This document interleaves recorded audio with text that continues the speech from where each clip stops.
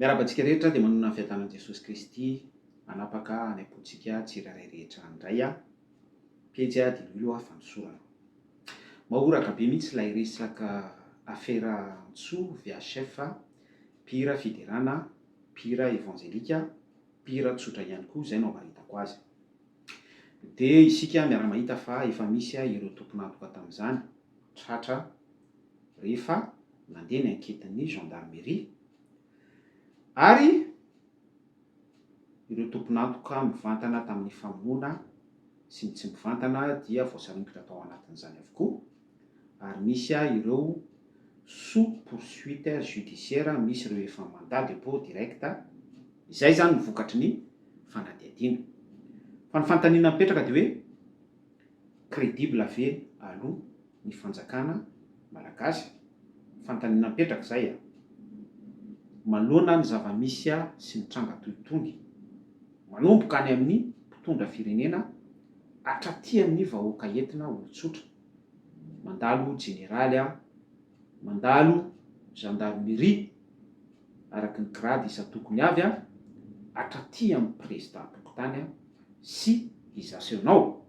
Crédible ve isika manoloana ny fahamarinana tokony apetratsika hoentintsika mandrindra ny fiarahamonina malagasy? Satria ny zavatra misy hatreto dia tsy teny betsaka fa isika no mamaly an'izay any am-pontsika tsirairay ihany. Fa par rapport amin'ity affaire tsy ho VHF ity hoe mpihira evanjelika izany, dia araky ny tatitra nataon'ny gendarmerie hoe source an'ilay conflit, source an'ilay vonolona dia tsy inona akory fa hanohon'ny resaka arabola. Mamoana nohon'ny resaka jalousie, asarotam-piaro, nohon'ny resaka inona ihany koa fampirafesana nisy tao anaty teo amin'ny andaniny sy ny ankilany, no tsy pian'ilay mpanao ankety tsara fa tsy vadiny fa sakaizany hoy izy. Ny zavatra en jeu nefa eto dia hira fiderana. Ny resaka en jeu nefa eto dia fanandratana an'Andriamanitra tsy toa, adoration, louange, satria izay ilay hoe mpihira hira fiderana, mpihira evanjelika. Andriamanitra dia mitady olona fantatra izy hideraminy amin'ny fanahy sy fahamarinana, mitady olona fantatra izy hivavaka aminy amin'ny fanahy sy fahamarinana. Fa ny zavatra misy mahoraka dia mpihira evanjelika, mpihira hira fiderana,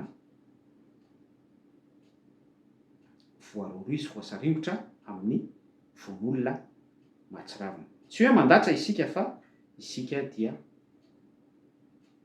misintona lesona foana, ary manambara amintsika foana ny sitrapony Andriamanitra tsy toa ny amin'ny zavatra misy sy ny trangan-javatra iainantsika ity amin'ity zao tontolo zao ity. Misy foana ny trompety maneno ka mampitandrina antsika, manao rappel amintsika ny herin'ny filazantsara sy ny soratra masina. Mpihira evanjelika, mpitoroteny ohatranahy zao, mpanao fahagagana, mpaminany, Bishop Cohen sy ny sisa rehetrarehetra, tsy misy dikany amin'ny devoly ny resaka tunika sy ny resaka titre sy ny resaka etikety anaovantsika hoentintsika mampiseho hoe izao dia mpihira evanjelika, na izao dia mpitoroteny, na izao dia ceci cela. Tsy misy marina natao tsy ho hita hoy izy soratra masina, tsy misy takona natao tsy ho aseho. Mitandrema ho isika, mitandrema isika. Ity-pamaranana dia hoy hoe andao samy mibebaka daholo. Mirary finoana feno ho an'ny fianakavian'ny Manamanjoa, Miarambony, Namoy, Avana, Sakaiza, izay mbola tanora atao hoe ho avy ny firenena tokoa, avenir surtout resaka plan spirituel. De vola de fetsy ary miandrika androtoana antsika foana izy. Ka manoloana an'izay dia mila manolotra ny fotsika foana, ny toe-panahintsika, ny fisainantsika foana ho an'Andriamanitra toy isika, mba hiasan'Andriamanitra sy hanomezan'Andriamanitra ary fenitra ho antsika, tsy ahafahan'ny démonie manapatra sy manjaka eo amin'ny tontolo-piainantsika, mikendry von'olona eo amin'ny fisiantsika, amin'ny fanaovantsika ny adidy aman'andraikitra sahantsika ety amin'ity izao tontolo izao, fandratoantsika expérience ity. Mino aho fa voarahinao ny hafatra. Mirahasoa antsika rehetra, tandremo ny famindranao, tahin'i Jesosy Kristy mamirapiratra eo amin'ny fonany daholo. Veloma tompoko.